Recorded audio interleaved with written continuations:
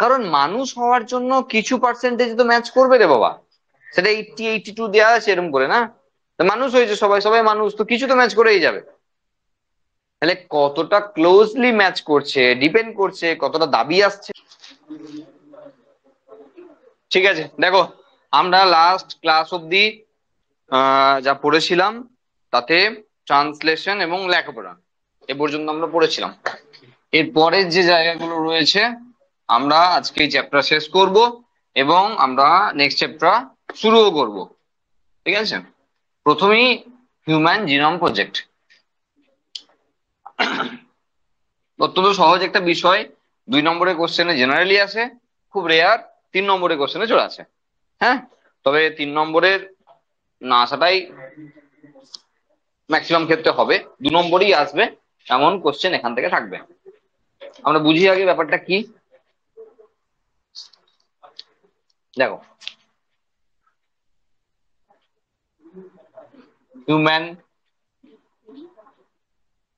Genome project, যাকে HGP বলা হয়, হিউম্যান জিনোম প্রজেক্ট বা HGP বলা হয়। দেখো প্রথমে তো নাম শুনেই বুঝতে পারছি এটাতে হিউম্যানদের জন্য কোনো কিছু। তার পাশে জিনোম লেখা আছে, প্রজেক্টের মানেও আমরা জানি মোটামুটি প্রকল্প। তাহলে এমন একটি বিষয় যা মানুষের সঙ্গে রিলেটেড এবং তার সম্পর্কে আমরা আলোচনা করতে গেলে তার আগে 2-3টে বিষয় সম্পর্কে আমাদের একটু জানতে হবে। সেটা কি? সেটা হলো জিনোম কি, আমাদের জানতে হবে সি ভ্যালু কি, আমাদের জানতে হবে সি ভ্যালু প্যারাডক্স কি। ঠিক আছে, এই বিষয়গুলো সম্পর্কে আমার আগে জানতে হবে। জিনোম কি, সে ছোট্টবেলা থেকে মানে ক্লাস 12-এর শুরু থেকে এই জিনোম নিয়ে আলোচনা হচ্ছে। একটি ডিপ্লয়েড অর্গানিজমে হ্যাপ্লয়েড সেটে যে সংখ্যক জিন থাকে তাকে তার জিনোম বলা হয়। ঠিক আছে, তাহলে অর্গানিজমটা হলো ডিপ্লয়েড, তার হ্যাপ্লয়েড সেট, সেখানে number of genes equal to genome.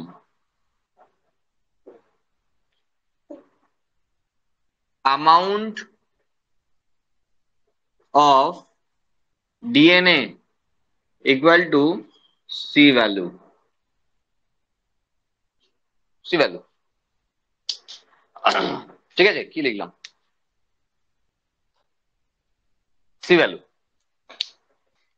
তার মানে কোন একটি ডিপ্লয়েড অর্গানিজমের হ্যাপ্লয়েড সেটে যে সংখ্যক জিন থাকে, নাম্বার, যে সংখ্যক জিন থাকে তাকে তার জিনোম বলা হয়। আর সেই হ্যাপ্লয়েড সেটে যে অ্যামাউন্টের ডিএনএ, ওজনে হবে এটা, পিকোগ্রামে হবে এটা, যে অ্যামাউন্টের ডিএনএ থাকে তাকে বলা হয় সি ভ্যালু। তাহলে এই দুটো নিয়ে কোনো ঝামেলা থাকার ব্যাপার নয়, জিনোম সম্পর্কে এবং সি ভ্যালু সম্পর্কে আমরা আগেই আলোচনা করেছি এই দুটো বিষয় নিয়ে। এখন নতুন একটি বিষয় এসছে, C value paradox. C value paradox কি? ডান দিকের 3টেই 2 নম্বরের কোশ্চেন। হিউম্যান জিনোম নিজের 3 নম্বরের কোশ্চেন, 2 নম্বরের কোশ্চেন হতে পারে। ঠিক আছে, দুই জেনারেলি আছে। তাহলে সি ভ্যালু প্যারাডক্স কি? দেখো, তোমাকে যদি আমি জিজ্ঞাসা করি সি ভ্যালু সম্পর্কে বুঝে গেছি ভালো করে, এবার তোমাকে যদি আমি জিজ্ঞাসা করি যে আচ্ছা ব্যাং আর হাতি কার সি ভ্যালু বেশি হবে, ব্যাং আর হাতি কার সি ভ্যালু বেশি হবে? হ্যাঁ হাতি স্যার, হ্যাঁ অবশ্যই হাতি। কিন্তু দুঃখের বিষয় এটা জানা, এটা প্রশ্ন করার উদ্দেশ্যই এটা, নিশ্চয়ই অন্য কিছু ব্যাপার আছে। মানে হাতি বড় মানে আমি সি ভ্যালু বলছি বেশি। আরে হ্যাপ্লয়েড সেটে হাতির কলা ককটি সেল আছে আমার জানা দরকার নাই, আমি তো একটা সেলের কথা চলছে, একটা হ্যাপ্লয়েড সেটের কথা চলছে। তাহলে ব্যাঙের হ্যাপ্লয়েড সেটের সঙ্গে হাতির হ্যাপ্লয়েড সেটের ক্রোমোজোমের তুলনা করতে হবে। হাতি কত বড় আর ব্যাঙ কত ছোট তা নিয়ে আমার বিষয় না। এটাকেই বলা হয় সি ভ্যালু প্যারাডক্স। মানে কোনো একটি অর্গানিজমের সি ভ্যালু তার আকার আকৃতির উপর নির্ভর করছে না, একে বলা হয় সি ভ্যালু প্যারাডক্স। বোঝা গেল? কারণ হ্যাপ্লয়েড সেট, এই যে ধরো সাপোজ n ইকুয়াল টু, যদি আমি বলি কাউরি 12, কাউরি ধরো n ইকুয়াল টু আমি বললাম 14, তো তুমি আবারও যদি বলো স্যার n = 14 যার আছে না, তার সি ভ্যালু বেশি। না, তা নাও হতে পারে। আরে অ্যামাউন্ট অফ ডিএনএ আমি বুঝবো কি করে? আমাকে তো ওজন করতে হবে। তো দেখা গেল এর 14টা ক্রোমোজোম ছোট ছোট ক্রোমোজোম, আর এর 12টা ক্রোমোজোম, তার মধ্যে অনেক বড় বড় ক্রোমোজোম আছে। তাহলে ওজন কার বেশি হবে? n = 12 যার আছে তার ওজন বেশি হতে পারে, 14-এরও হতে পারে, আমি জানি না কিছু। বোঝা যাচ্ছে কি বলছি? তাহলে এখানে হাতির সঙ্গে ব্যাঙ, অ্যাকচুয়ালি ব্যাঙের সি ভ্যালু বেশি হাতির থেকে।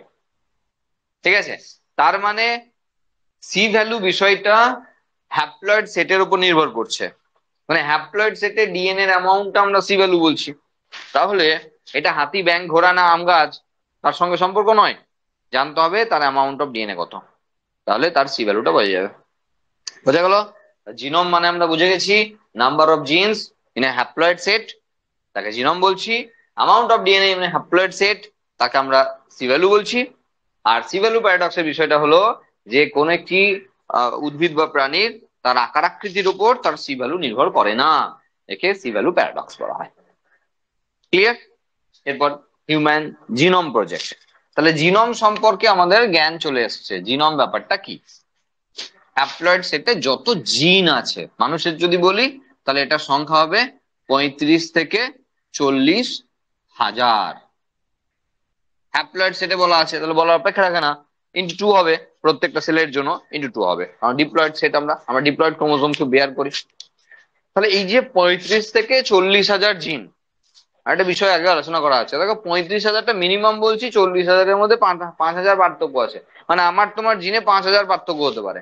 গোদা বাংলায় বুঝলে এরকম বিষয় যে মানুষ হওয়ার জন্য 35,000 লাগবে। এরপর এই যে বসে আছি আমরা সবাই মিলে ক্লাস করছি, এই যে পার্থক্য গুলো রয়েছে, এর জন্য মোটামুটি 5,000 ধরে নাও। কিন্তু আমার আছে তোমার নাই, তোমার আছে আমার নাই। কিন্তু মানুষ হওয়ার জন্য যে কটা লাগে সে কটা আমাদের সবার আছে, যদি আমরা মানুষ হই। সেগুলো সবার আছে, ঠিক আছে? সেই জন্যই আমরা বসে পড়াশোনা করতে পারছি, আমরা সবাই মানুষ। ঠিক আছে, আমরা বুঝতে পেরেছি ব্যাপারটা কি। এবার মোদ্দা কথায় আসি, আসল জিনিস হিউম্যান জিনোম প্রজেক্ট। দেখো, গোটা পৃথিবী জুড়ে যখন ডিএনএ আবিষ্কার হওয়ার পর থেকে যখন জিন আবিষ্কার হচ্ছে, তারপরে এবারে বিভিন্ন বিজ্ঞানীরা যখন বিভিন্ন জিনকে খুঁজে পাচ্ছেন, তখন এই জিনগুলোর যে ডেটাবেস তা তৈরি করার প্রয়োজন বোধ করেন বড় বড় দেশের বড় বড় বিজ্ঞানীরা। বড় বড় দেশ বলতে অবশ্যই আমেরিকা, ফ্রান্স, জার্মানি, জাপান, হ্যাঁ, এদের কথা বলা হচ্ছে, যারা ফার্স্ট ওয়ার্ল্ড কান্ট্রি। তারা তারা এই চিন্তা ভাবনা রাখেন বা এটা মনে করেন যে এই যে যত জিন আবিষ্কার হচ্ছে, যদি আমরা আমাদের জন্য নিজেদের দেশের জন্য একটা করে জিন ব্যাংক তৈরি করি, মানে জিনের ডেটাবেস তৈরি করি, তাহলে কয়েকশো বছর পেরিয়ে যাবে টোটাল ডাটাবেসটাকে পেতে। তাহলে একটা দেশ যদি নিজে নিজে তার যদি ভাবে যে আমরা জিন আবিষ্কার করব, আমরা খুব উন্নত দেশ, আমরা আবিষ্কার করব আবিষ্কার করব আবিষ্কার করব, তো প্রচুর টাইম লাগবে। এরকম করে হয় নাকি? তাই তখন প্রয়োজন বোধ করলো যে তাহলে এক কাজ করা যাক, আমরা একটা প্রজেক্ট বানাই যেখানে বিভিন্ন দেশ, যেখানে যা জিন আবিষ্কার হবে একটা সিঙ্গেল ডেটাবেসে এন্ট্রি হয়ে যাবে। তাহলে কেবল সবারই সুবিধা, যে আমি যেটা আবিষ্কার করবো, আমার দেশ যেটা আবিষ্কার করবে সেটাও ডেটাবেসে আছে, ওর দেশ যেটা আবিষ্কার করবে সেটাও ডেটাবেসে আছে, তাতে সবাই ফেসিলিটি পাবো। কারণ কোন একটা দেশ, দুটো দেশ, পাঁচটা দেশের জন্য এটা সম্ভব নয়। সেই জন্য প্রথম দিকে ওরা তো আমাদের থেকে 50 বছর এগিয়ে, ওরা প্রথম দিকে এই প্রয়োজনীয়তা বোধ করে দিয়ে হিউম্যান জিনোম প্রজেক্ট বের করে। ঠিক আছে, যেখানে ডেটাবেস তৈরি করা হয়েছে মানুষের জিনের, যত জিন আবিষ্কার হবে তার ডেটা সমস্ত কিছু ওখানে ইনক্লুড হবে। পরে পরে এর প্রয়োজনীয়তা সমস্ত দেশ বুঝতে পারে, এবং আজকে প্রায় পৃথিবীর সবকটা দেশই এই জিনোম প্রজেক্টের মধ্যে ইনক্লুড হয়ে গেছে। কেন? সবাই বুঝেছে প্রয়োজনীয়তা। আমেরিকা যদি ভাবে যে বাংলাদেশকে নেবো না, এই আমাদের কাছে বাংলাদেশ আবার কোনো দেশ হলো নাকি, যদি ভেবে থাকে, কিন্তু এটা জানে যে বাংলাদেশেও এরকম গুটি কয়েক লোক থাকবে, বিজ্ঞানী থাকবে, যারা কোনো না কোনো জিন আবিষ্কার করে ফেলবে, আর সেটা ওদের আবিষ্কার করতে অনেক টাইম লাগবে এখনো। তো সবাইকে নেওয়াটাই বুদ্ধিমানের কাজ, তাতে সবাই উপকৃত হবে, এখানে ভেদাভেদ করে লাভ নাই। তাহলে যে দেশ যাই আবিষ্কার করুক না কেন, যে যিনি আবিষ্কার করুক না কেন, তার ডেটাবেসকে এক জায়গায় রাখাটাই ভালো। কেন দরকার আমাদের ডেটাবেসকে? প্রচুর কারণ। ধরো আমাদের রোগ নির্ণয় করতে, কোনো জেনেটিক্যাল ডিজিজকে ডিটেক্ট করতে লাগবে। আমরা জিন থেরাপি করব, কোনো জিনের গন্ডগোল হয়েছে তাকে সারাবো, রিপেয়ার করব, লাগবে জিনোম প্রজেক্টকে লাগবে, কারণ আমার ডেটা দরকার তো। জিনটা কেমন, ভালোটা কেমন, জানা লাগবে তো জানা। তাহলে আমাদের কোনো ইভলিউশনারি কোনো স্টাডি করতে লাগবে। তাহলে বিভিন্ন সময় বিভিন্ন কাজে আমাদের এই জিনের ডেটাগুলো সব লাগবে। আর সেই জন্য একটা কমন ডাটাবেস বানিয়ে তাতে সমস্ত দেশ যত যত জিন আবিষ্কার হয় তারা একটা জায়গায় রেখে এই হিউম্যান জিনোম প্রজেক্টকে বানিয়েছে। প্রথম দিকে ওয়াটসন ক্রিক, আমরা জানি পপুলার লোক ডিএনএ ডাবল হেলিক্যাল স্ট্রাকচারের জন্য, তারা ছিল প্রথম দিকের প্রজেক্টে। তারপর মোটামুটি প্রচুর ভদ্রলোক মানে সায়েন্টিস্ট এই প্রজেক্টে অংশগ্রহণ করেছে এবং সাকসেসফুলি রান করছে আর কি। হ্যাঁ, এই প্রজেক্ট এই হলো হিউম্যান জিনোম প্রজেক্ট। খুব সহজ বিষয়। 2 নম্বরে আসার সম্ভাবনা বেশি। হিউম্যান জিনোম প্রজেক্ট কি, যদি এর সঙ্গে একটা লেজুর জুড়ে দেয় তাহলে 3 নম্বর হয়ে যাবে। ধরো হিউম্যান জিনোম প্রজেক্ট কি দিয়ে দিল সি ভ্যালু প্যারাডক্স কাকে বলে, তা 2+1 হলো 3 হয়ে গেল। জেনারেলি হিউম্যান জিনোম প্রজেক্ট 2 নম্বরেই আসে। সি ভ্যালু মানে amount of DNA in a haploid set, in a haploid set, diploid অর্গানিজমের হ্যাপ্লয়েড সেটে amount of DNA equal to C value মানে কনস্ট্যান্ট ভ্যালু। কারণ প্রত্যেকটা জীবের জন্য তা কনস্ট্যান্ট, প্রত্যেকটা জীবের জন্য তা কনস্ট্যান্ট। মানে এই যে আমরা মানুষ, আমাদের সি ভ্যালু সবার এক, কারণ আমরা মানুষ। সি ভ্যালুটা একই হবে, সেই জন্য তার নাম কনস্ট্যান্ট ভ্যালু। তাহলে আম গাছ সে যেখানেই থাকুক না কেন, এখানেই থাকুক আর বাংলাদেশি থাকুক, আম গাছের সি ভ্যালু একই হবে, কারণ এটাই তো তার নামেই দেওয়া আছে কনস্ট্যান্ট ভ্যালু। ঠিক আছে, বলেই তো আমরা এক জায়গায় এসছি। Hello sir. বলো। স্যার এই সবকিছুতে শুনি প্যারাডক্স প্যারাডক্স, এই প্যারাডক্সের বাংলা মানে কি? বিপরীত। প্যারাডক্সের বাংলা যদি বলতে চাও তাহলে বিপরীত, মানে একই দিকে রান করছে না আর কি, সেরকম কিছু। বোঝা গেল? আমরা বুঝে গেছি। Next topic, DNA fingerprinting. অত্যন্ত ইম্পর্টেন্ট বিষয় ডিএনএ ফিঙ্গারপ্রিন্টিং। পরীক্ষায় 3 নম্বরের কোশ্চেন আসবে, আর এর মাঝে একটা শর্ট কোশ্চেন আছে। ঠিক আছে, যা বলবো পড়ানোর সময় যা বলে চলেছি, কেউ যদি টোটো ফলো করে তাহলে পরীক্ষায় 100-তে 100 বলবো না, আমি অত বাড়াবাড়ি করি না, 90+ নাম্বারটা কোনো বিষয়ই না। ঠিক আছে, আমি ওই 100 আমি কেন বলবো, তোমার ব্যাপার, সেটা তুমি পাবে কিনা এটা আমার বিষয় না। কিন্তু তুমি 90+ পাবে এটা আমি গ্যারান্টি সহযোগে বলতে পারি। 100 পেতে পারো, ঠিক আছে, 90+ পাবে যদি তুমি ক্লাসের প্রত্যেকটা ক্লাসের শুধু কোশ্চেন কোটাকেও ফলো করে যাও, যে কি কি কোশ্চেন কত নম্বরে আসবে, আমি প্রত্যেকটা টপিক বলে চলি। ঠিক আছে, সেটা তোমাকে ফলো করতে হবে। আচ্ছা, নেক্সট দেখো, লাস্ট টপিক এটা আমাদের এই চ্যাপ্টারে, ডিএনএ ফিঙ্গারপ্রিন্টিং।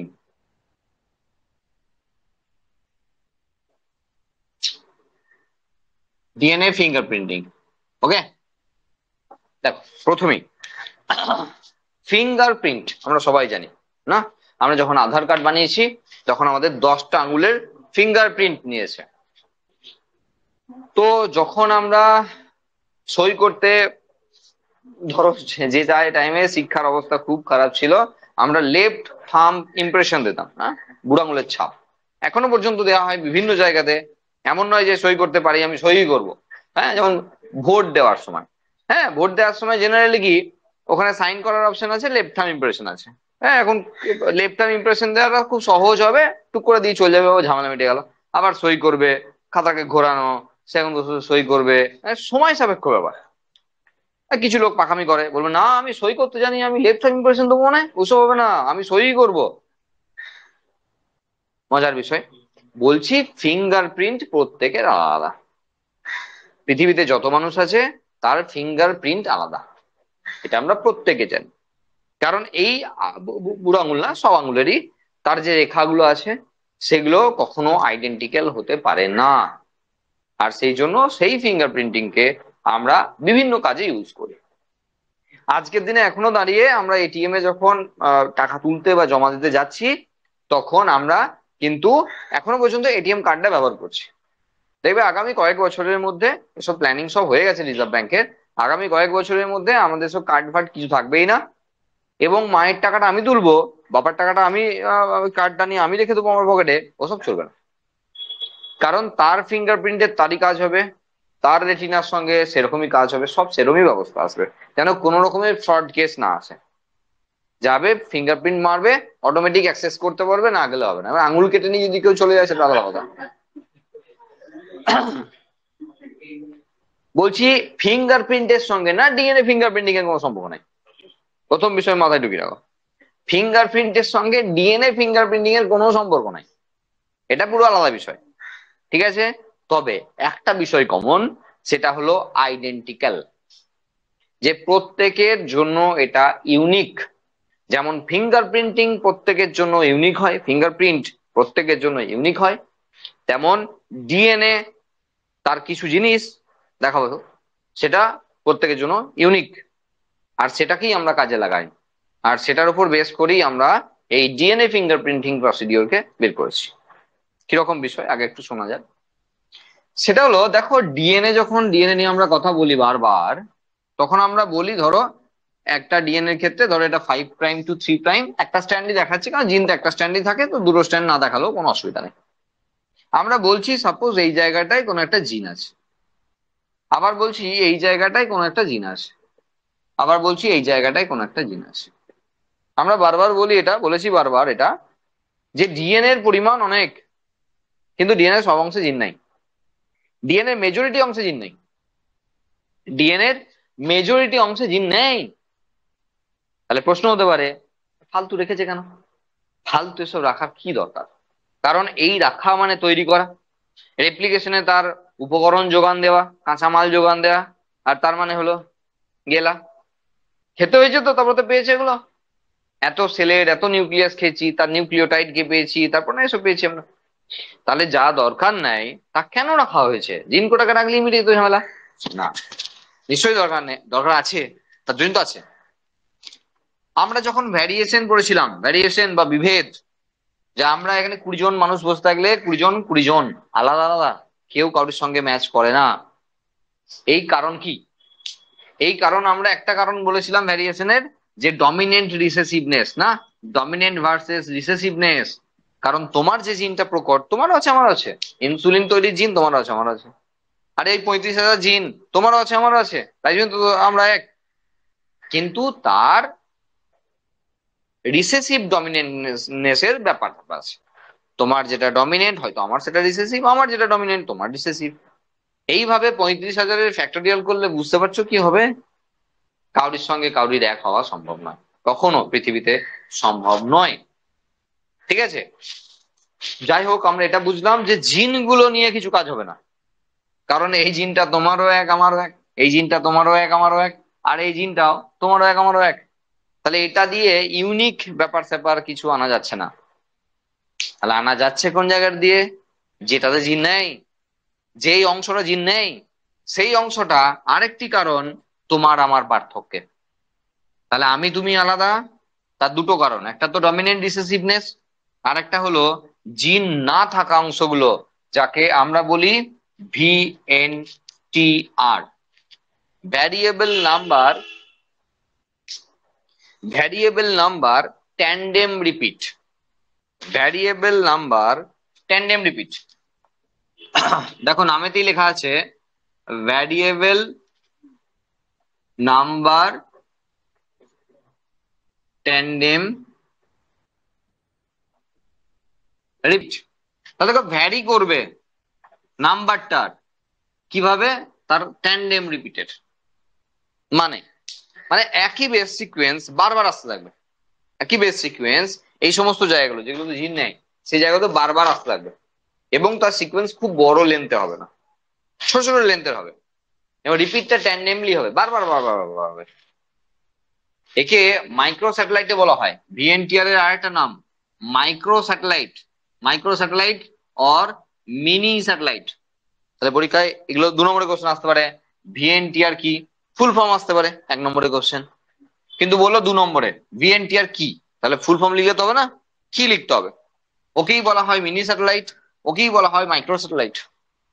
তাহলে VNTR অথবা মিনি স্যাটেলাইট অথবা মাইক্রো স্যাটেলাইট কি? আমরা যে PDF দিয়েছি তাতে অলরেডি সে সমস্ত কোশ্চেন দেওয়া আছে। ঠিক আছে, তবু আমি বারবার করানোর সময় বলে যাই কোনটা কোন নম্বরের কোশ্চেন। ঠিক আছে, তাহলে আমি যে বলছিলাম না ফিঙ্গারপ্রিন্টিং এ একটা 2 নম্বরের কোশ্চেন আছে, এটা। এই ভ্যারিয়েবল নাম্বার ট্যান্ডেম রিপিটকে আমরা কাজে লাগিয়েছি ইউনিকনেস প্রকাশ করার জন্য। বোঝা গেল? বুঝতে পেরেছি আমরা VNTR কি, তার মানে আমাদের কাজের বিষয়বস্তু হলো এই জায়গাগুলো, এই জায়গাগুলো ব্র্যাকেটের মধ্যে যে জায়গাগুলো রয়েছে, এখানে ভিএনটিআর আছে, আর সেগুলো সবার আলাদা আলাদা। আর এই জায়গাগুলোকে কাজে লাগিয়ে আমরা কিছু জিনিস করেছি। ঠিক আছে, দেখা যাক এবার কি করতে হয়, এই প্রসিডিওরে কি করতে হয়। সাপোজ সাপোজ একটা একটা ফাঁকা জায়গায় একটা লোক জায়গা কিনে বাড়ি করতে গেছে, যখন খোঁড়াখুড়ি চলছে একটা লাশ পাওয়া গেছে। ঠিক আছে, এবং মানে লাশ বলতে কঙ্কাল পাওয়া গেছে, বহুদিন আগেকার, ধরো মোটামুটি বছর 10 আগেকার একটা লাশকে পাওয়া গেছে কঙ্কাল হিসাবে। এবার দেখা যাচ্ছে যে সেই গ্রামে সেই টাইমে বেশ কয়েকটি মার্ডার হয়েছিল। হ্যাঁ, মানে 3-4 জন নিখোঁজ ছিল, মানে নিখোঁজ, মার্ডার বাদ দাও, নিখোঁজ ছিল। হ্যাঁ, তাদেরকে পাওয়া যায়নি, তাদের কোনো খবরই নেই, কি হয়েছে না হয়েছে কেউ জানে না। এবার সেই গ্রামের লোকজনরা মধ্যে ওই যে ফ্যামিলিগুলো, তারা 3টে ফ্যামিলি দাবি করছে যে এরা আমার বাড়ির সেই লোকটি। কিছু নিশ্চয়ই পেয়েছে, কাউরির আংটি, কাউরির হাতের বালা, কাউরি এটা ওটা সেটা।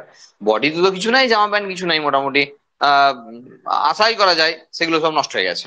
হ্যাঁ, তো বডি মাসই তো নেই, কিছুই নেই। তাহলে এইগুলো মেটাল টেটাল যা ছিল সেগুলো থাকতে পারে, আছে, সেরকম ভাবে আমরা ভাবছি, ধরো দাবি করছে। তাহলে এবার কার কথা সত্যি ধরবো? ওইসব হাতের বালা আংটি ওইসব দিয়ে তো কাজ হবে না। তাহলে সেই সব নিয়ে না একটা প্রপার ডকুমেন্টস লাগবে। আর সেখানে ডিএনএ ফিঙ্গারপ্রিন্টিং এর মতো বিষয় অত্যন্ত গুরুত্বপূর্ণ। আমরা এর আরো কার্যকারিতা পড়বো, আগে পদ্ধতিটা ভালো করে দেখে নিই যে পদ্ধতিটা কি আছে। ঠিক আছে, প্রথমে দেখো, আমরা ডিএনএ পড়ানোর সময় বারবার বলেছি যে ডিএনএ এমন একটি উপাদান যাকে পুড়িয়ে না ফেললে নষ্ট করা ভীষণ ক্রিটিক্যাল ব্যাপার। পুড়িয়ে ফেললে ডকুমেন্টস গেল, না পোড়ালে এই যে কবর দিয়ে দিয়েছে, পুঁতে দিয়েছে মেরে, ঠিক আছে, এতে কিন্তু তার ডকুমেন্টস যায়নি। কারণ ওই 10 বছর পরে পাওয়া হাড়ের মধ্যেও যে সেল পাওয়া যাবে তাতে ডিএনএ এখনো আছে। ঠিক আছে, কারণ হাড় তো জীবিত, আমরা জানি, অনেক আগে থেকে আলোচনা করছি হাড় জীবিত। অস্টিওসাইট, অস্টিওব্লাস্ট, অস্টিওক্লাস্ট এই সমস্ত সেল রয়েছে, বোন ম্যারো আছে, ঠিক আছে, তো জীবিত। তাহলে হাড়ের যদি 2-4টে সেলও পেয়ে যাই আমি, তখন সেখান থেকেই কাজ মিটে যাবে। কি করে? সেটা হলো, ধরো যে হাড়ের মধ্যে কোষ পেয়েছে খুব কম সংখ্যক জীবিত কোষ পেয়েছে। এবার কি করতে হবে? প্রথমেই না পিসিআর, পলিমারেজ চেন রিয়াকশন, আমরা বায়োটেকনোলজিতে পড়বো, আবার ওটি 3 নম্বরের কোশ্চেন। পিসিআর বা পলিমারেজ চেন রিয়াকশন, সেই পলিমারেজ চেন রিয়াকশন করিয়ে অ্যামাউন্ট অফ ডিএনএটাকে বাড়িয়ে নেওয়া হবে, নাহলে মার একদম মাটিতে পড়বে না। অ্যামাউন্ট অফ ডিএনএ এটাকে ইনক্রিজ করা হবে। কি বলছি বুঝতে পারছো? ধরো একটা বডিকে পাওয়া গেল, খুঁজে বেঁধে দেখা গেল খুব অল্প কিছু ডিএনএ স্যাম্পল পাওয়া গেছে। এবার তাকে নিয়ে পরীক্ষা করতে যাওয়া হলো, যে হলো ভুল হয়ে গেছে পরীক্ষায়। তারপর তারপর কি হবে?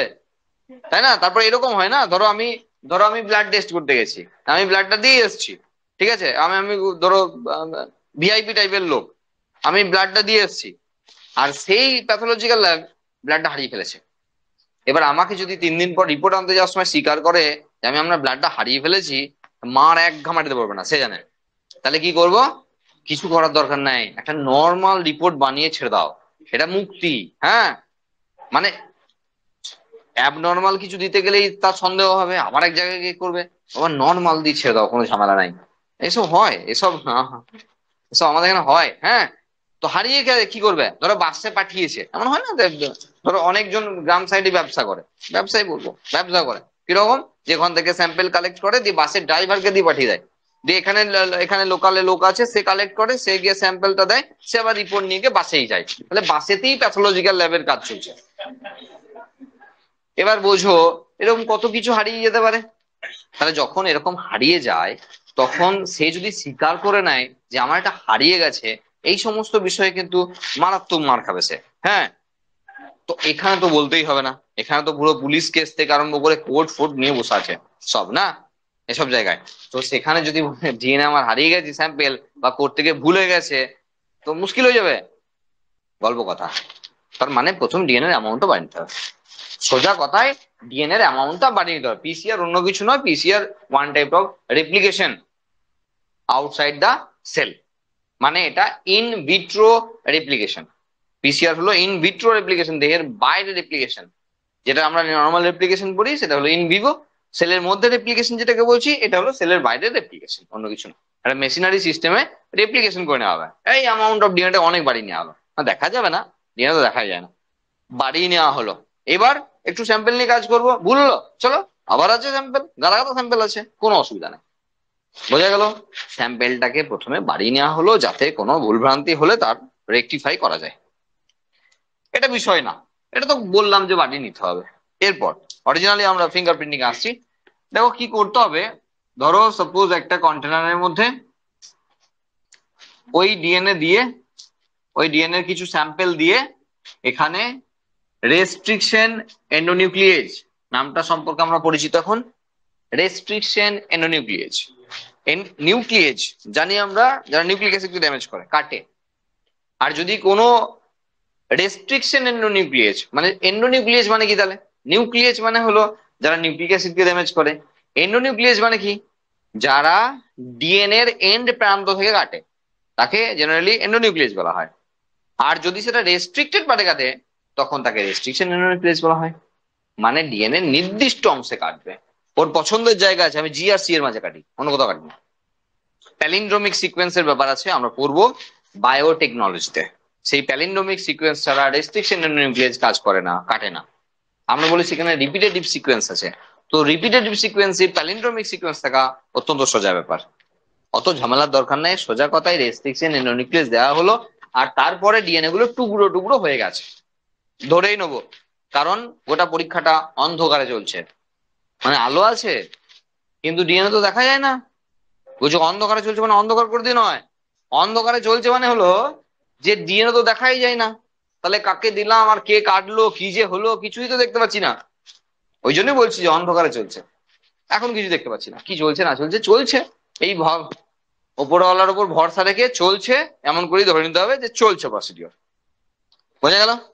চলো এরপর কি করতে হবে, এরপর চলে এসো একটা 11 জেল প্লেটে। এটা হলো একটা প্লেট, দু রকম প্লেটকে ইউজ করা হয়, একটা 11 জেল প্লেট আর একটা হলো পলি অ্যাক্রাল আমাইড জেল প্লেট। কোথায় পড়বো? বায়োটেকনোলজিতে। আমরা দুটি প্রসেস পড়বো, একটা হলো ইলেকট্রোফোরেসিস।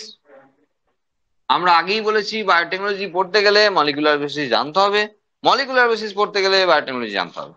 এবার দেখো কোনো তো একটা আগে পড়তে হবে, আমি তো দুটো একসঙ্গে পড়াতে পারি না, তাই না? তো যেটা মিনিমাম দরকার সেটা আমরা পরে, মানে এটা বেশি দরকার, যার পরে আমরা বায়োটেকনোলজি পড়বো। তাহলে এখানে ইলেকট্রোফোরেসিস করা হবে, কি দেখছি আমরা। আর একটা করতে হবে সেটা হলো ব্লটিং টেস্ট। ব্লটিং টেস্ট দুটোই বায়োটেকনোলজি 3 নম্বরের কোশ্চেন। হ্যাঁ, ব্লটিং টেস্ট, এটাও 3 নম্বরের কোশ্চেন, এটাও 3 নম্বরের কোশ্চেন, বায়োটেকনোলজি থেকে পড়বো। এখন তার একটা আবঝা আইডিয়া নেবো, কারণ ওটা ছাড়া ফিঙ্গারপ্রিন্টিং হয় না, ওটাই ফিঙ্গারপ্রিন্টিং এর প্রসেস। তখন গিয়ে আর একটু ভালো করে ধীর স্থির ভাবে পড়বো। দেখো ইলেকট্রোফোরেসিস কি, তার আগে আমরা এখানে বলে নিই যে জেল প্লেটটা কি। 11 জেল প্লেটকে এখানে ইউজ করা হচ্ছে। দেখো অ্যারারুট আমরা জানি না, চিনি অ্যারারুট, সেই কাপড়ে মার দেয়, এখন তো মার দেওয়ার জন্য রেডিমেড সব চলে এসছে। হ্যাঁ যাই হোক, কোম্পানির নাম আর বললাম না, তাহলে বলবো এখনই অ্যাড দিচ্ছে।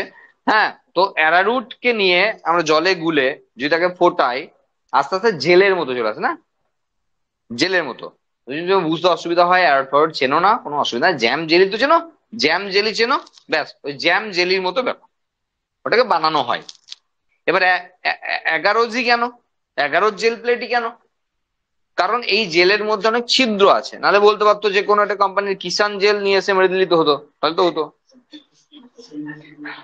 11 জেল প্লেটে ওই জেলের মধ্যে না প্রচুর ছিদ্র আছে, যে ছিদ্রগুলো দিয়ে ডিএনএ যেতে পারবে, সেই জন্য 11 জেল প্লেট অথবা পলি অ্যাক্রাল আমাইড জেল প্লেটকে ইউজ করা হয়। ঠিক আছে, আমরা এখন শুধু 11 জেল প্লেট নিয়ে কাজ মেটাবো।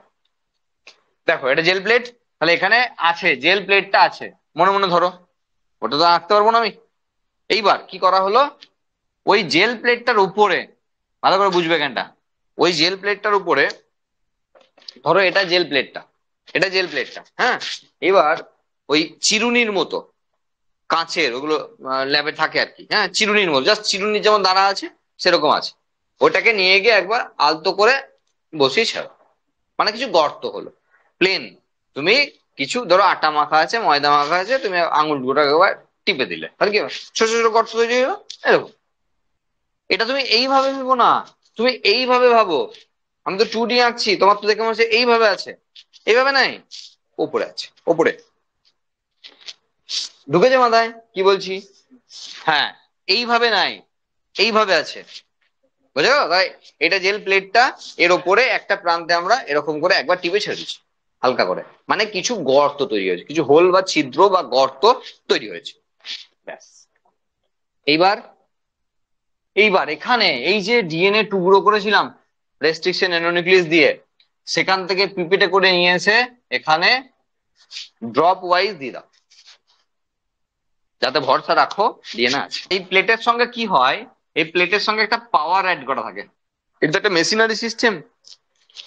এই সাইডে নেগেটিভ চার্জে আর এই সাইডে পজিটিভ চার্জ দিয়ে একটা পাওয়ার অ্যাড করা থাকে, একটা পাওয়ার অ্যাড করা থাকে।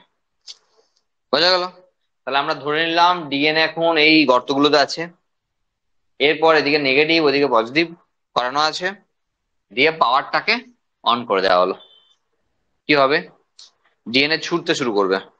কোন দিকে? এই দিক থেকে ওই দিকে। কেন?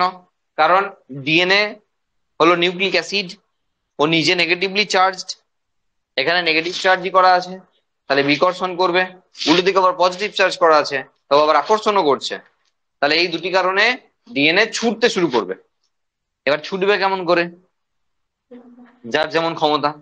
তাহলে একটা মোটা বড় লোককে যদি ছুটতে দেওয়া হয় একটা মোটামুটি রোগা পাতলা ছেলের সঙ্গে, তো অবভিয়াসলি রোগা পাতলা ছেলেটা পিঙ্গু তাড়াতাড়ি উড়ে পালাবে, আর ও তো পড়ে থাকবে খানিকটা, যদি জিভ বার করে বসে থাকবে।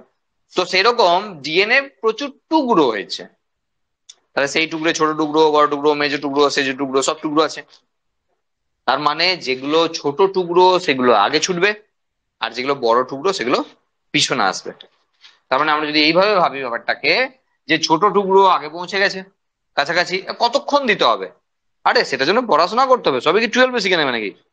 বলছি যে করবে, সে ল্যাব টেকনিশিয়ান, সে পড়াশোনা করেছে, সে জানে কতক্ষণ দিতে হবে। হ্যাঁ, যাই হোক, তো তার থেকে বড়টা, তার থেকে বড়টা, তার থেকে বড়টা, একই লাইনে ছুটবে এমন তো নয়, কারণ কোন ছিদ্রে কে আছে আমি কি করে জানবো? কিন্তু এটা হবে যে ছোট সে সবচেয়ে আগে, যে বড় সে সবচেয়ে পিছনে, আর দিলাম না, এর থেকে বড় আর কত দেবো? এইভাবে ডিএনএ ছুটছে, একটা নির্দিষ্ট টাইম পর পাওয়ার অফ করে দেওয়া হলো। ঠিক আছে, তোমাকে আবার বলছি, এই ডিএনএ কিন্তু সব উপরে উপরে ছুটেছে, এইরকম করে ছোট নাই। আমাকে দেখাতে তো লাগছে যে এরকম করে ছুটছে মনে হচ্ছে, ছুটেছে সব উপরে উপরে, কারণ ছিদ্রটা তো অল্প অল্প ছিল। তার মানে সব ডিএনএ প্রায় সারফেসে আছে। ক্লিয়ার এটা? সব ডিএনএ প্রায় সারফেস লেভেলেই আছে। এবার দেখো, এই যে পদ্ধতিটা হলো না, এটাকে বলা হয় ইলেকট্রোফোরেসিস। পরীক্ষায় যখন বায়োটেকনোলজিতে আসবে, এটাকে একটু ভদ্রভাবে আর একটু গুছিয়ে বাগিয়ে লিখতে হবে, যাতে 3 নম্বরে কোশ্চেন। তাহলে আমরা ফিঙ্গারপ্রিন্টিং এ আরো একটু কিছু দূর যাবো, কিন্তু যদি ইলেকট্রোফোরেসিস কি আসে পরীক্ষায়, তাহলে এতেই শেষ হয়ে গেল।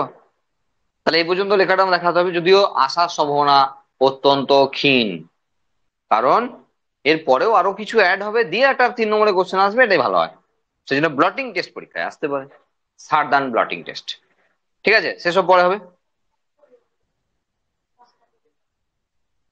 ওই কোনটা? এটা? হ্যাঁ, বলছি এখানে যে ডিএনএ স্যাম্পেলটা পাওয়া গেছিল, সেই ডিএনএ স্যাম্পেলের ওপর একটি উৎসেচক অ্যাড করা হয়েছে, একটি এনজাইম অ্যাড করা হয়েছে। যে এনজাইম, না এনজাইমের নাম রেস্ট্রিকশন এনোনিউক্লিয়েজ। রেস্ট্রিকশন এনোনিউক্লিয়েজ যারা ডিএনএ এর বিভিন্ন প্রান্তে কাটতে পারে, ডিএনএ কে টুকরো করতে পারে, সেই টুকরো কিন্তু নির্দিষ্ট হয়, যেহেতু ও রেস্ট্রিক্টেড পার্টে কাটে।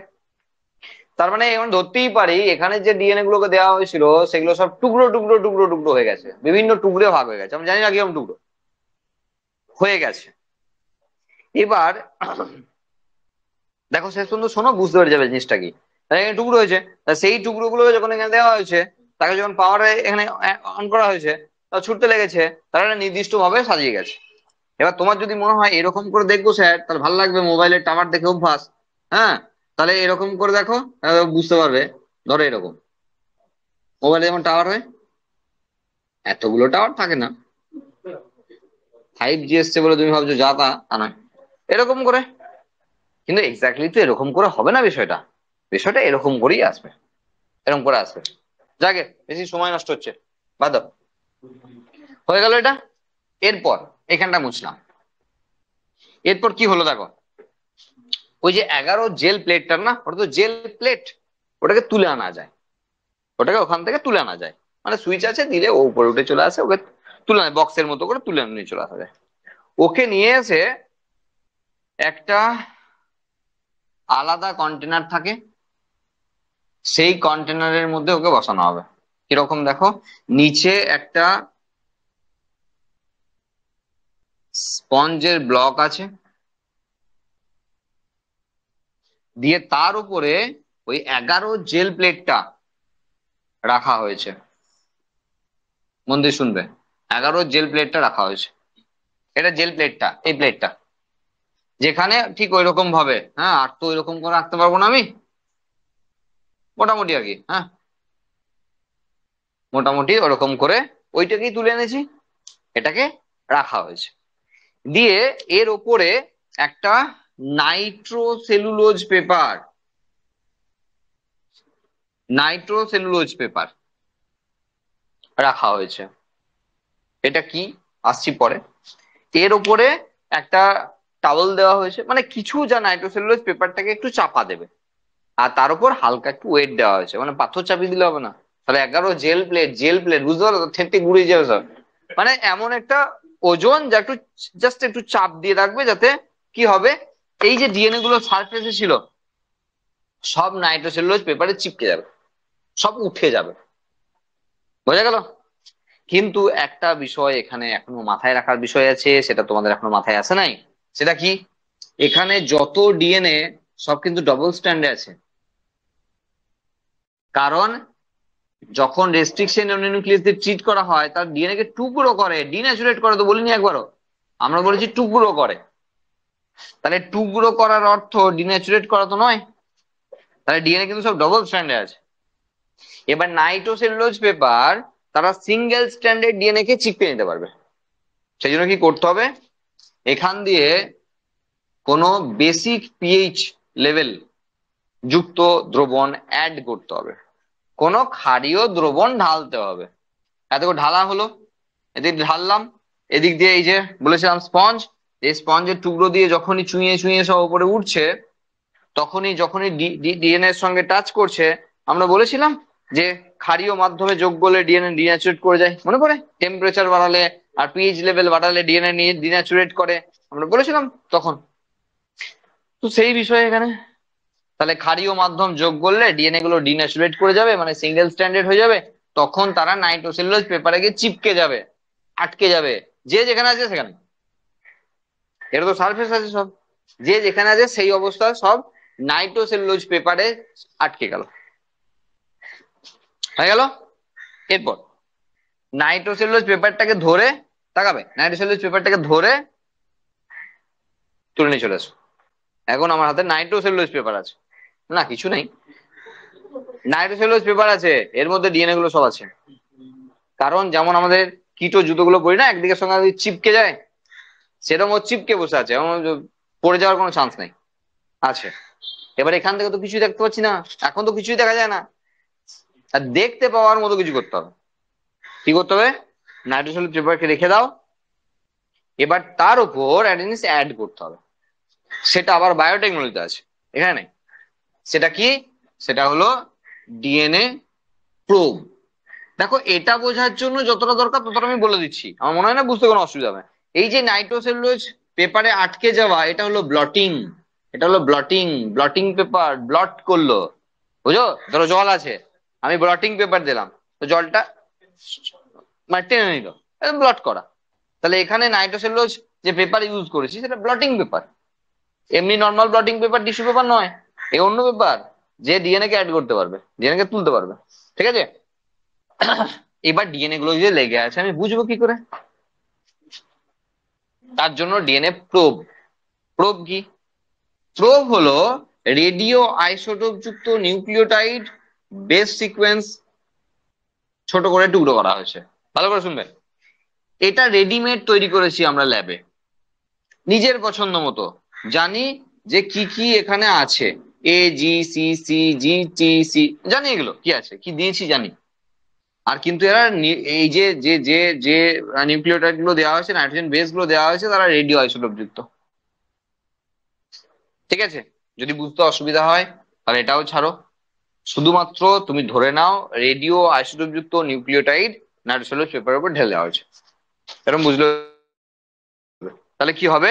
তারা সিঙ্গেল স্ট্যান্ডার্ড ছিল, তারা কিন্তু আবারও তারা ওই রেডিও আইসোটোপ যুক্ত যে নিউক্লিওটাইড গুলো আছে সেগুলোকে সব ধরে নেবে, বেস গুলোকে ধরে নেবে। এইবার মজাটা এসছে। কেন? কারণ নাইট্রোসেলুলোজ পেপার, তার উপর ডিএনএ প্রোব অ্যাড করা হয়েছে যারা রেডিও আইসোটোপ যুক্ত। এবার তার উপরে যখনই একটা এক্সরে প্লেট রাখা হবে না, তখনই তারা বিচ্ছুরিত করবে। ফলে এক্সরে প্লেটের উপর কালো কালো দাগ আসবে, জাস্ট লাইক দিস ব্যান্ড। এই যেমন ব্যান্ড আছে ঠিক সেম ব্যান্ডে কালো কালো কালো কালো দাগ আসবে। এবার পেয়েছি হাতে এক্সরে প্লেট যাতে কালো কালো দাগ আছে, এটা তুমি দেখলেও বুঝতে পারবে। এতক্ষণ পরে লাইনে এসছে আর কি, যে একটা এক্সরে প্লেট পেয়েছি তাতে সব কালো কালো ব্যান্ড আছে। এগুলো সেই ডিএনএ এর সেই ভিএনটিআর যারা ওই ওই পজিশনে ছিল, তাদেরকে আমরা এইভাবে তুলে এনেছি। বোঝা গেল? এইবার বলো, এই যে লোকটাকে পাওয়া গেছিল, প্রসিডিওর বুঝতে পেরেছো? এক্সরে প্লেট পর্যন্ত তোলা বুঝে গেছি আমরা। এইবার দেখো, যে লোকটাকে ওই তোলা হয়েছিল, যার বডি, তার থেকে ডিএনএ আইসোলেট করা হয়েছিল। এইবার যে তিনজন ফ্যামিলি দাবি করছে যে আমাদের বাড়ির লোক, তাদের তিনজনের ফ্যামিলি থেকে নিয়ার রিলেটিভ যে আছে তার ডিএনএ স্যাম্পেলকে নেওয়া হবে, দিয়ে তাদেরও সেম প্রসিডিওরে ডিএনএ ফিঙ্গারপ্রিন্টিং করা হবে। নিয়ার রিলেটিভ মানে কি? মনে হচ্ছে বাবা কিংবা মা, ভাই বোন। তোমার বাবা মার থেকে তোমার ভাই বোন আপন জেনেটিক্যালি। কেন? লজিক দেখো, তুমি তো তোমার বাবার অর্ধেক মায়ের অর্ধেক, কিন্তু তোমার ভাই বোন প্রায় তোমার কাছাকাছি, কারণ তুমিও যে জায়গা থেকে এসছো তোমার বোন বা ভাইও সেই জায়গা থেকেই এসছে। বুঝতে পারলে কেন বলছি জেনেটিক্যালি তারা নিয়ার রিলেটিভ? তা তোমার ভাই বোন কিন্তু তোমার নিয়ার রিলেটিভ তোমার বাবা মার থেকে। থাকলে ভালো, না থাকলে কি আছে, বাবা মার নিতে হবে। এইবার এই তিনটে ফ্যামিলির ডিএনএ স্যাম্পেল, এই একটা ডিএনএ স্যাম্পেল, তাহলে চারটে ডিএনএ স্যাম্পেলের ফিঙ্গারপ্রিন্টিং করা হয়েছে, চারটে রিপোর্ট এসছে, ফরেন্সিক রিপোর্ট, চারটে রিপোর্ট এসছে। এক্সরে প্লেট কম্পেয়ার করা হবে, কম্পারিজন করা হবে চারটের মধ্যে, যার সঙ্গে বেশি পার্সেন্টেজে ম্যাচ করবে তার বাড়ির লোক বলে ধরা হবে। ধরো একটা এসছে, এটা স্যাম্পেল কপি, মানে এটা সেই লাস্টার। আর দেখা যাচ্ছে যে তিনটে প্লেট এসছে কারোর 80% ম্যাচ করছে, কারোর 82% ম্যাচ করছে, কারোর 84% ম্যাচ করছে। এই 100% ম্যাচ করবে? করবে না তো, কারণ আমরা ফিঙ্গার প্রিন্টিং এর কথা থেকেই বলে আসছি যে এটা তো আইডেন্টিক্যাল, সবার আলাদা। তাহলে যে বেশি ম্যাচ করবে তাকে ধরে নেবো সেই বাড়ির লোক। শিওর হওয়া গেল? না, শিওর কি করে হবে? এই যে উদাহরণ তোমাকে দিয়েছি তাতে শিওর হওয়া যাবে না, আমি শিওর বলতে পারবো না। দেখো অন্য উদাহরণ দিই, মজা লাগবে, ভালো লাগবে, বুঝতে পারবে। সেটা কি? উদাহরণে ভর্তি, দিতে পারলেই হবে, গল্প করে শেষ হবে না। হ্যাঁ, উদাহরণ গাদা গাদা আছে। ধরো ধরো একজন মহিলার বাচ্চা এসছে। এইবার দুইজন ভদ্রলোক দাবি করছে যে বাবা বলে। মানে কেন এমন হতে পারে? স্যার, তো জেনারেলি উল্টো হতে পারে, বাবা নয় বলে দাবি করছে, আমি বাবা নই, এটাও হতে পারে। আপনি তো উল্টো কথা বলছেন, বলছে বাবা বলে দাবি করছে। কখন হবে এরকম কেস? ধরো মেয়েটা প্রচুর বড় লোকের মেয়ে, হ্যাঁ, এইবার তার যদি বাচ্চা আছে, আর যদি কোনো রকমের প্রমাণ করানো যায়, তাহলে উল্টো কেস হতে পারে। মানে ভিলেন বাবা হয়তো মেনেই নিল যে কি আর করা যাবে, মেয়ে এই ভুল করে ফেলেছে, এসব জামাই করে নেয়, তাহলে রাজকন্যা রাজত্ব সবই পেয়ে গেল একসঙ্গে। না না, হতে পারে, আমি গল্প তো বলছি।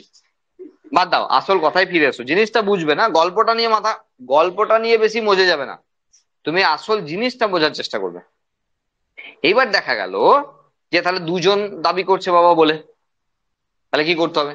অবভিয়াসলি সেই যে বাচ্চাটি এসছে তার ডিএনএ স্যাম্পেল, আর যে দুজন বাবা দাবি করছে, যে দুজন ভদ্রলোক দাবি করছে বাবা বলে, দুজন তার বাবা হবে না, একজন বাবা হবে, যে দুজন ভদ্রলোক দাবি করছে বাবা বলে তাদের ডিএনএ স্যাম্পেলকে নেওয়া হবে, একই জিনিস ম্যাচ করানো হবে। এইবার দেখা গেল যে একজন 82%, একজন 80% ম্যাচ করেছে, অথচ দেখা যাচ্ছে যে 90%-এর ঘরে একটা লোক ছিল, সে দাবি করে নাই, সে খুব চালাক, সে সব ফাঁসতে চায় না এসব ঝামেলায়। মানে এই দুজনের একজনও বাবা নয়, যে অরিজিনালি বাবা সে দাবি করে নাই বাবা বলে।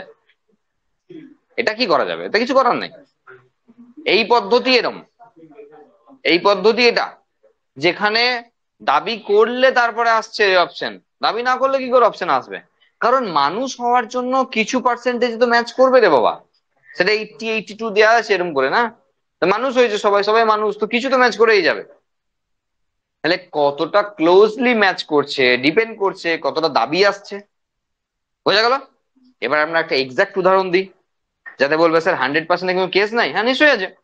একটা মহিলার ধরো রেপ হয়েছে, এবার সেখান থেকে সিমেন থেকে স্পাম থেকে ডিএনএ স্যাম্পল পাওয়া গেছে। এবার সেই মহিলা জানে, মানে সে এমন নয় যে লুকিয়ে ছুড়িয়ে কেউ, এরকম না আর কি, সে জানে কে তাকে রেপ করেছে, ব্যাস সে পুলিশে কমপ্লেন করেছে। এবার এবার পুলিশে কমপ্লেন করার পর ধরো সেই বলছে না আমি না, আরে নয় তো নয়, কি ডিএনএ স্যাম্পল দাও, ডিএনএ স্যাম্পল দিয়ে 100% ম্যাচ করবে, এবার যাবে কোথায়? এবার যাবে কোথায়? বলছি যে স্পামটা পাওয়া গেছে, চার যে প্লেট পাওয়া যাবে, আর তার কাছ থেকে যে ডিএনএ আইসোলেট করা হবে, সে তো 100% ম্যাচ করছে। এবার এবার তো যাবে কোথায়? এবার মানে আমি বলতে চাইছিলাম, এই যে এইগুলো দেখছো না, দেখে মনে হচ্ছে যে এইগুলো তো সেই স্যার, তাহলে কিছুটা তো সেই হয়েই গেল, উল্টো রকম কেস, হ্যাঁ ফেঁসে যাওয়ার মতো কেস হয়ে গেল। না, এখানে আরো তুমি এক্সাম্পল নিজের নিজের মতো করে করে নাও না, আমি তো 2-5টা তোমাকে উদাহরণ দিচ্ছি। তাহলে 100% ম্যাচ করার অপশন আছে, যদি 100% হয় সেই হয়, তাহলে 100%ই হবে, বোঝা গেল? তাহলে এখানে যে যার নামে অভিযোগ করা হয়েছিল সেই ব্যক্তি অরিজিনালি সেই ব্যক্তি, যার কাছে স্পাম পাওয়া গেছে, স্পামের ডিএনএ আর ডিএনএ একই হবে, 100% ম্যাচ করে যাবে।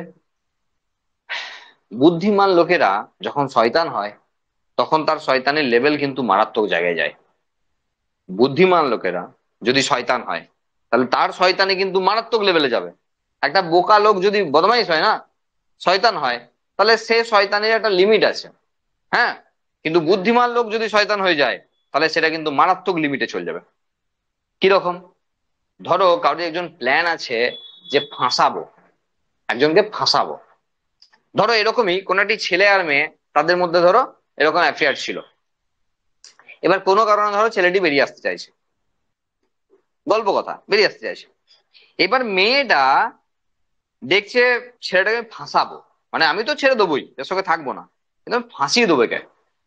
এবার দেখা গেল ভুলিয়ে ভালিয়ে শেষবারের মতো একবার, বাকিটা একটু একটু বুঝতে হবে, সবটা তো বলতে পারবো না আমি, ঠিক আছে, তার কোনো কারণে ডিএনএ স্যাম্পেল সে পেয়েছে, মানে তার সিমেন স্যাম্পেল পেয়েছে। এবার আর্টিফিশিয়ালি ইনসেমিনেশন করিয়ে নিয়েছে নিজে নিজে, দিয়ে একটু ছিঁড়ে খুঁড়ে নিয়ে পুলিশের কাছে চলে গেছে যে ওই ছেলেটি আমাকে রেপ করেছে। সে বেচারি তো গো বেচারা একদম, সে সত্যি কিছু করে নাই, কিন্তু মহিলাটা ফাঁসিয়ে দিল। কেন? কারণ আর্টিফিশিয়ালি ইনসেমিনেশন করানোর তো তার ভ্যাজাইনাল লিজেনে সিমেন পাবে, আর সে ছিঁড়ে খুঁড়ে নিজে নিজে নিয়ে চলে গেছে সব। এবার তার ফিজিক্যাল টেস্ট করিও মোটামুটি এদিক ওদিক করে, মানে ফেঁসে যাবো, জানো শয়তান যদি, বুদ্ধিমান লোক যদি শয়তান হয় তার শয়তানি লেভেল যত জায়গায় চলে যাবে।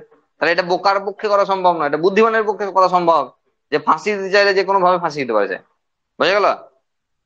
দূরে থাকাই ভালো, ঠিক আছে। বলছি 11 জেল প্লেট, এটা তোমার ওই এই এগার এগার শুনেছিলাম না, রেড অ্যালগি থেকে পাওয়া যায় এগার এগার, হ্যাঁ, ওই ওকে প্রথমে গরম জলে ফুটিয়ে নিয়ে তারপর ঠান্ডা করলে এই জেল প্লেটটা বানানো হয়। 11 জেল প্লেটে এই যে ডিএনএ ছুটছে না, তার জন্য ছিদ্র দরকার, সেই ছিদ্রের মধ্যে দিয়ে ছুটবে, আর ডিএনএ গুলোকে যাওয়ার তো জায়গা চাই। 11 জেল প্লেটে সেই ছিদ্র পাওয়া যায়, সেই জন্য 11 জেল প্লেটকে বানানো হয়। পলি অ্যাক্রালামাইড জেল প্লেটও বানানো হয়, সেটা আমরা পরে বায়োটেকনোলজিতে বলবো। এরপর নাইট্রোসেলুলোজ পেপার এমন এক ধরনের ব্লটিং পেপার যেখানে ডিএনএ স্ট্র্যান্ড লাগতে পারে, সিঙ্গেল স্ট্র্যান্ডের ডিএনএ লাগতে পারে। তাহলে নাইট্রোসেলুলোজ পেপারে ডিএনএ সিঙ্গেল স্ট্র্যান্ডের গুলো লেগে যায়। এবার ডিএনএ প্রোব। ডিএনএ প্রোব হলো আর্টিফিশিয়ালি বানানো ছোট ছোট ডিএনএ টুকরো যা রেডিও আইসোটোপ যুক্ত, যাদেরকে এক্সরে প্লেটে রাখলে তারা আলো বিচ্ছুরিত করবে, ফলে এক্সরে প্লেটে দাগ আসবে। আমরা নর্মাল যে ডিএনএ গুলো ছিল সেগুলো থাকলে এক্সরে প্লেটে রেখে কোনো কাজই হতো না, দেখতেই পেতাম না কিছু। কিন্তু তারা যদি নিউক্লিওটাইড বেস যুক্ত হয় যা রেডিও আইসোটোপ যুক্ত, তারা কিন্তু এক্সরে প্লেটে এক্স্যাক্টলি তার ছবিটা দেখাবে। তো সেই দাগগুলো আমরা পাবো যদি প্রোব অ্যাড করি। বুঝা গেল? তাহলে সংক্ষেপে প্রোব হলো যে আর্টিফিশিয়ালি ল্যাবরেটরি সিস্টেমে বানানো কিছু ছোট ছোট ডিএনএ টুকরো যাতে রেডিও আইসোটোপ যুক্ত নাইট্রোজেন বেস অ্যাড করে তৈরি করা হয়েছে। লাস্ট কোশ্চেন ছিল সুক্রোজ টেস্ট কি করা হয়? হ্যাঁ, অবশ্যই।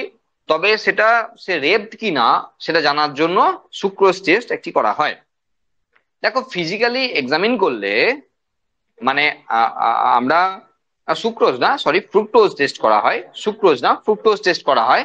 তো যদি সে, এবার দেখো অত সোজা নয় ব্যাপারটা, সে রেপ না অথচ মিথ্যা করে আর্টিফিশিয়ালি ইনসেমিনেশন করিয়ে একটু হাত পা গা ছিঁড়ে নিয়ে চলে গেছে, আর ভাবছে রেপ হয়েছে কিনা বলবো, তার জন্য এক্সামিন করার জন্য ডাক্তার আছে, তারা দেখে বলে দেবে যে সত্যি করেই মহিলাটি রেপ কিনা। কেন?